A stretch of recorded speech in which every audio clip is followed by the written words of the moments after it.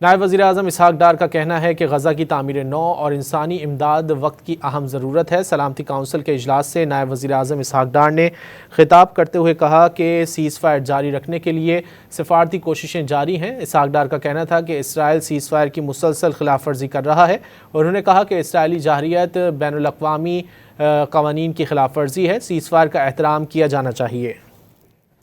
نائب وزیر اعظم اسحاق ڈار کا کہنا ہے کہ غزہ کی تعمیر نو اور انسانی امداد وقت کی اہم ضرورت ہے۔ سلامتی کونسل کے اجلاس سے نائب وزیر اعظم اسحاق ڈار نے خطاب کرتے ہوئے کہا کہ سیز فائر جاری رکھنے کے لیے سفارتی کوششیں جاری ہیں۔ اسحاق ڈار کا کہنا تھا کہ اسرائیل سیز فائر کی مسلسل خلاف ورزی کر رہا ہے اور انہوں نے کہا کہ اسرائیلی جارحیت بین الاقوامی قوانین کی خلاف ورزی ہے۔ سیز فائر کا احترام کیا جانا چاہیے۔